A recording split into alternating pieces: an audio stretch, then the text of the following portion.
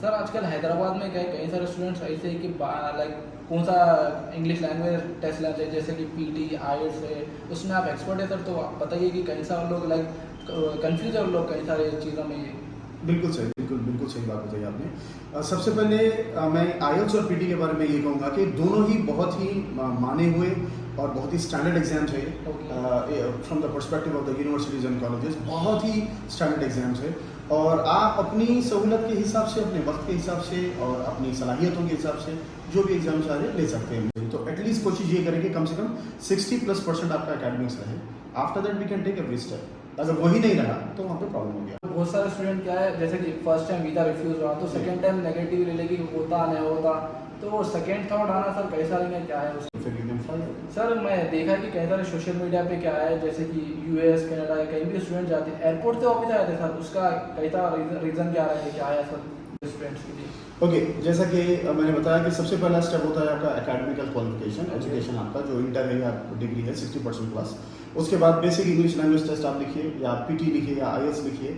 उसके बाद जो अच्छा स्कोर जब आ जाए then you can start processing. उसके बाद आपके फाइनेंशियल डॉक्यूमेंट्स जो भी है सही होना चाहिए। इसमें काफ़ी सारे प्रॉब्लम्स होते हैं लोगों को, कई फ्रॉड्स होते हैं। तो सर आप स्टूडेंट जैसा कि एजुकेशन के बारे में बताएं, फिर एजुकेशन के बाद कैसा प्रोसेस रहेगा, क्या रहेंगे, आप उसके बारे में कुछ बताइए। बहुत केयरफुल रहना है, एंड देन आप प्रोसेस स्टार्ट कीजिए जो भी रिलायबल सोर्स है आपका उनसे, and then you go head. उसके बाद में फिर स्पेशली यूएस की मैं बात करूँगा, काफ़ी बच्चे प्रोसेसिंग को बहुत अहमियत देते हैं, मगर यूएस का सारा जो आपका वीज़ा आने के चांसेस होते हैं वो आपके वीज़ा इंटरव्यू पे होते हैं। ओके।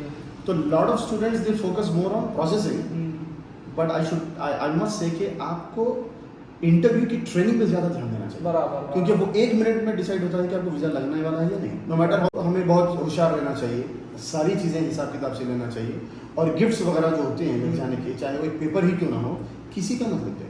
ये मेरा कार्ड जाकर कमा सकते हैं, फैमिलीज को देख सकते हैं। मैं अक्सर क्लास में बोलता हूँ कि यहाँ पर आप रहोगे, ज़्यादा केबल ब्रिज जाओगे, वहाँ पर जाके फोटोज लोगे, उससे अच्छा आप शिकागो जाइए, golden bridge of San Francisco जाइए, ऑस्ट्रेलिया जाइए, ओपेरा हाउस जाइए, वहाँ पर फोटोज लीजिए। That is achieve. सबसे पहले आप अपने आप को पहचानिए, और आप ये समझना ज़रूरी है कि हम एक आसमानी ताकत है, बराबर, हम एक रूहानी ताकत है, और ये रूहानी ताकत जब तक वो हकीकी रूहानियत से नहीं जुड़ेगी तो नेगेटिविटी तो घेरनी है। बराबर। तो अब ये बताता हूँ जिसमें ये दर्ज है कि अल्लाह सुब्हानहू तआला फरमा रहे हैं कि अगर मैं किसी का फ़ायदा करना चाहूँ तो कौन है जो उसका नुकसान कर सकता है, और अगर मैं किसी का फ़ायदा रोक दूँ तो कौन है जो उसे फ़ायदा दे सकता है। तो स्कूल में क्या है, स्पोर्ट्स के भी कुछ नए होते, तो स्पोर्ट्स भी हमारा लाइक अच्छा रहेगा क्या, लाइफ में स्पोर्ट्स के साथ जुड़े रहे तो हमारा भी माइंड अच्छा शार्प होगा। उसके बाद में कुछ बताइए सर। देखा जा रहा है कि थोड़ा सा बच्चों में स्पोर्ट्स की तरफ से भी थोड़ा सा कमी आ गई है, मगर स्पोर्ट्स बहुत अच्छी चीज़ है, ज़रूरी है, और कितनी फैसिलिटीज़ हैं हमारे पास गवर्नमेंट की तरफ से, कई फैसिलिटीज़ है। आप देखिए महलों में, मलकपेट में जहाँ रहता हूँ हमारे एरिया में, from our honorable MLA Ahmed Balala Sahab, we had so many sports arenas, we have so many what can I say, open gyms and everything. आप यूटिलाइज कीजिए, who's stopping you? तो ये अवेयरनेस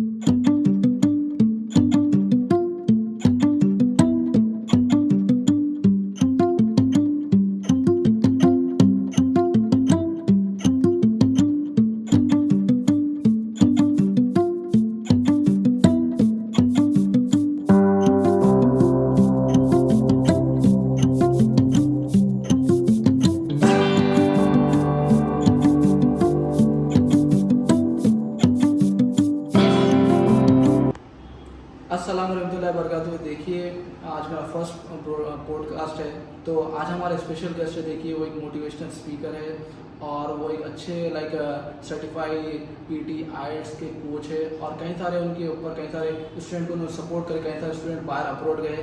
तो आइए मिलते हैं हमारे आसिफ कुरैशी सर से।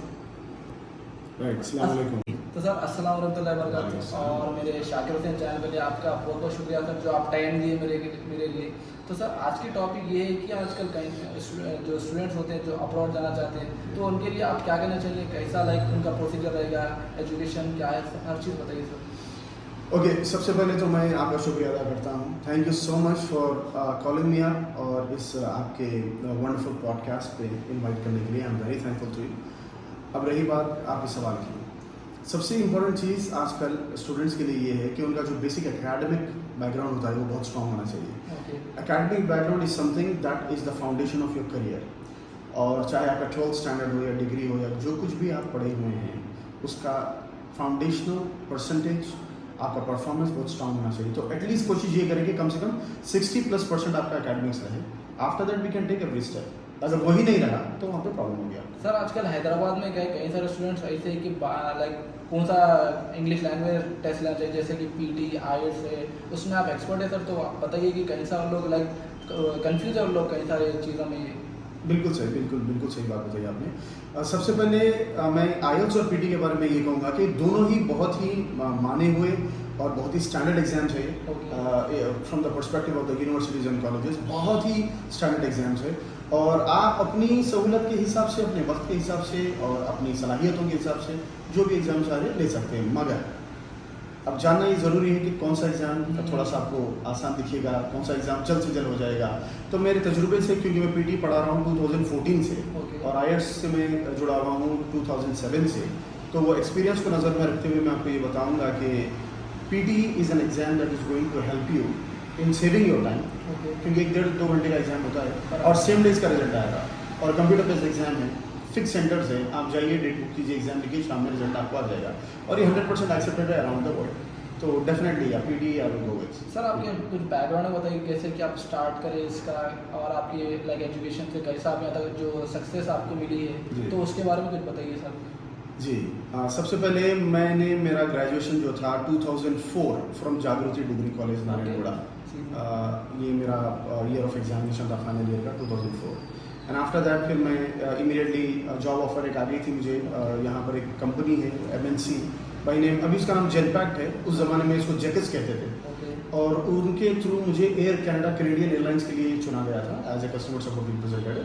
तो I have spoken that, I have work there for about 1 year और सो। फिर उसके बाद तो यूके की कंपनी थी मॉन्स्टर यूके, जहाँ के लिए फिर मुझे एक ऑफर आया। फिर वहाँ पे मैंने 1 साल 1.5 साल काम किया।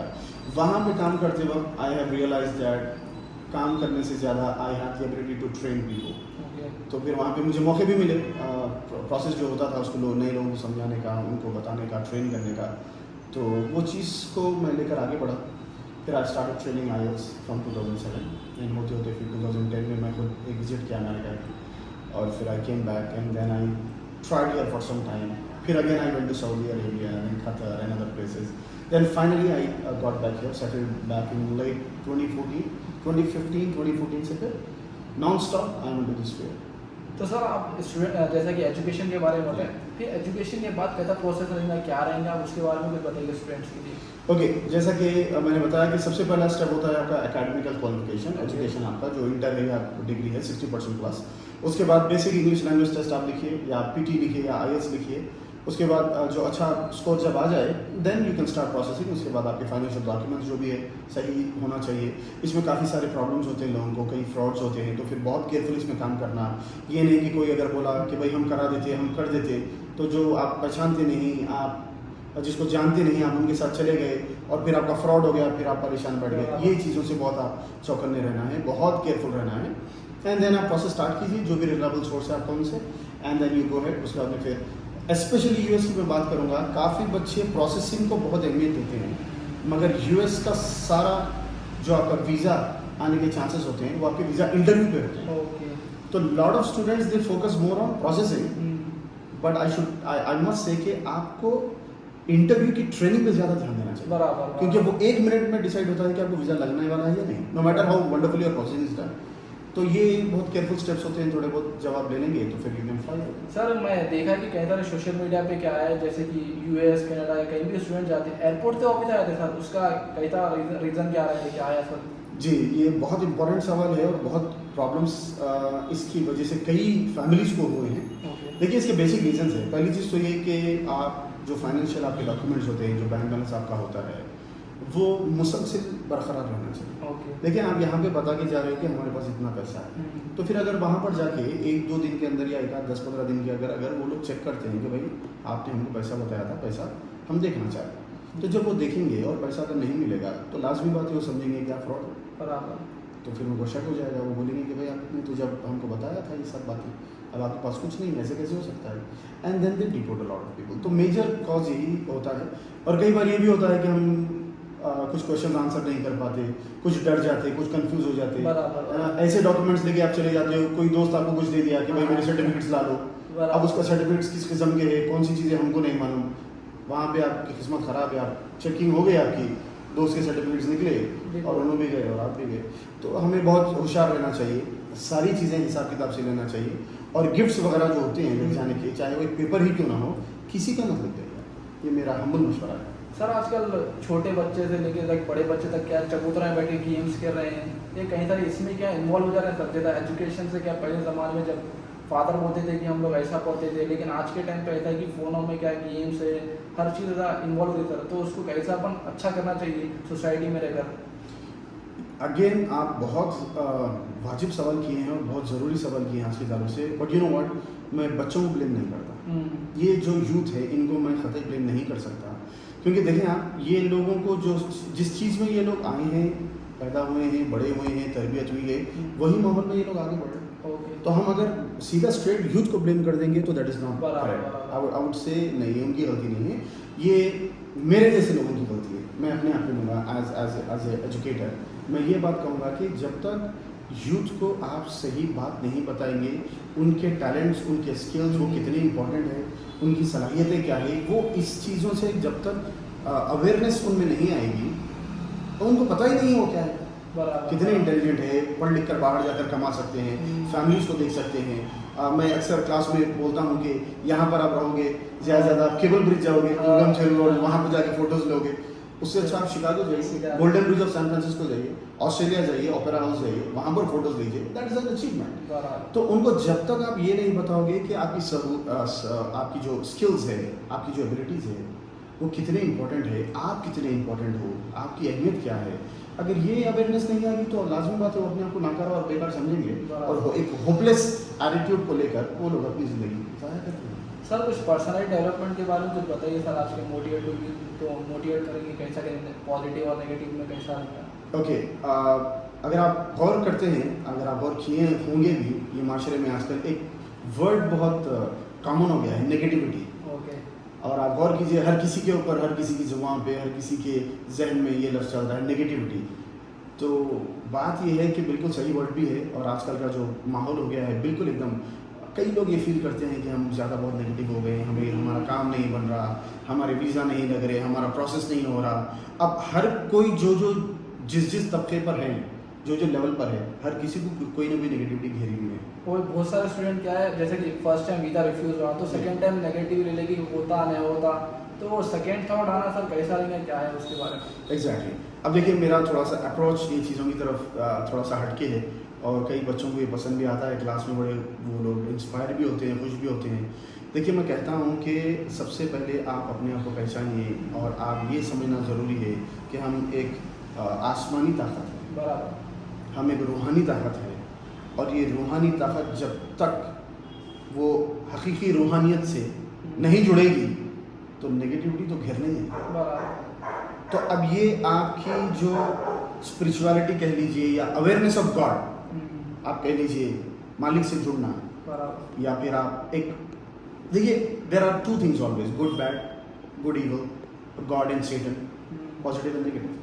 बराबर। आप वर्ड्स बदल दीजिए, बात वही है, या तो आप डार्कनेस की तरफ है या लाइट की तरफ। बराबर। जितनी डार्कनेस में आप घिरे रहेंगे उतने ही अंदर डार्क हालत रहेंगे, और बाहर भी वही। तो आप जब दिल से अगर पॉजिटिव रहेंगे, चीज़ों से जुड़ेंगे, कोई चीज़ आपको फ़ायदा नहीं पहुंचा सकती, आप नुकसान नहीं पहुंचा सकती। देखिए, मैं आपको एक कुरान की एक आयत बताता हूँ जिसमें ये दर्ज है कि अल्लाह सुब्हानहू व तआला फरमा रहे हैं कि अगर मैं किसी का फ़ायदा करना चाहूँ तो कौन है जो उसका नुकसान कर सकता है, और अगर मैं किसी का फ़ायदा रोक दूँ तो कौन है जो उसे फ़ायदा दे सकता है। तो अगर ये बात पे आपको भरोसा है, बात खत्म हो गई। आप अपना काम कीजिए, जैसा सूरज निकलता है आप निकलिए, जैसा रात में चांद चमकता है आप चमकिए, जैसा आगे बढ़ना है बढ़िए, बाकी मामले छोड़ दीजिए। सर आपका एक इवेंट का देखा था जैसे कि उस्मान यूनिवर्सिटी का जी, जब जी। बैनर्स लगे हुए थे जी। और कई सारे, तो उसका कुछ एक्सपीरियंस बताइए सर, कैसा था, कैसा अप्रोच लोग, कैसा जी आपका? जी उस्मानिया यूनिवर्सिटी कॉलेज ऑफ वुमेन्स जो हम्म। कोटी पे वुमेन्स कॉलेज जिसको बोलते हैं, Okay. वहाँ से मुझे एक कॉल आई थी। वहाँ के जो डिपार्टमेंट वाले थे, इंटरनल डिपार्टमेंट, उनको किसी ने बताया था या जो भी है उनको इन्फॉर्मेशन आई थी कि भाई पर्सनालिटी डेवलपमेंट के बारे में एजुकेशन के सेक्टर में ये चीज़ अवेयरनेस रहना ज़रूरी है।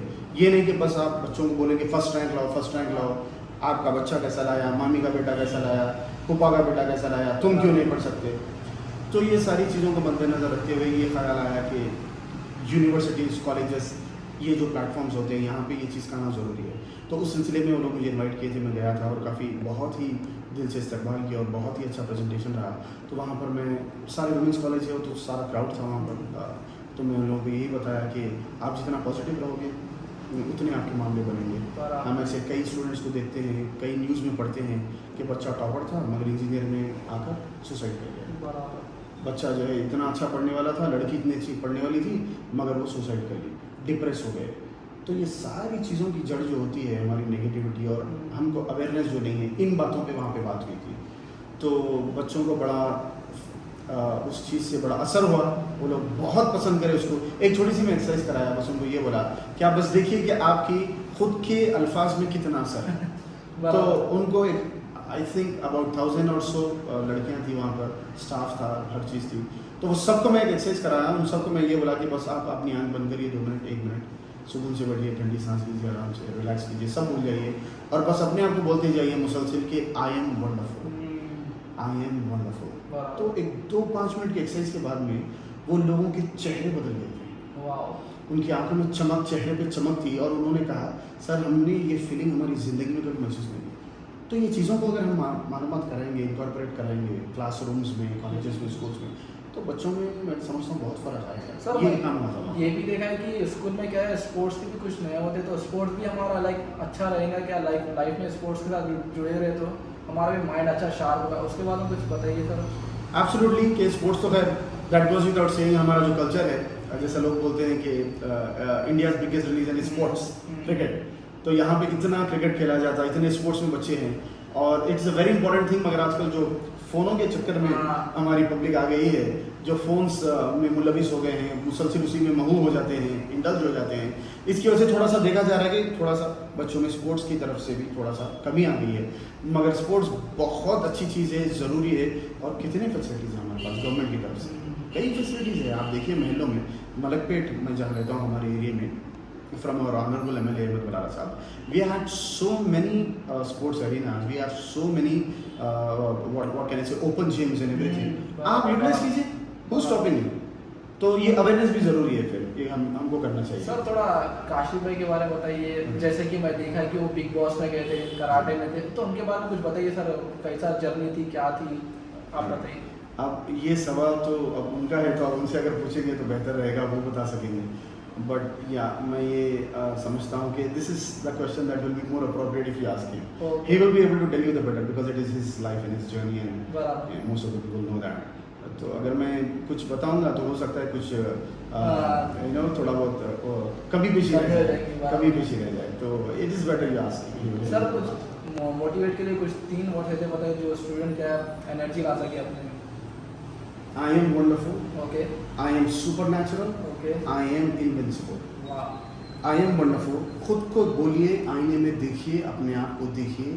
किसी को बोलने की ज़रूरत नहीं है, आपको ये बताने की ज़रूरत नहीं है कि आप कैसे हैं और कौन है। आप कैसे हैं और कौन है कि आपको मालूम रहना चाहिए। तो आप है, जैसे कि मैंने अभी बताया, आई एम वंडरफुल, बोलिए अपने आप को। I am invincible and I am supernatural. जब ये अल्फाज को आप समझेंगे और बार बार दोहराएंगे तो कैफियत आपके अंदर आएगी और आपके मामले, आपके हालात, आपकी चीज़ें उसी तरह काम करेंगे। तो these are the 3 lines I would suggest.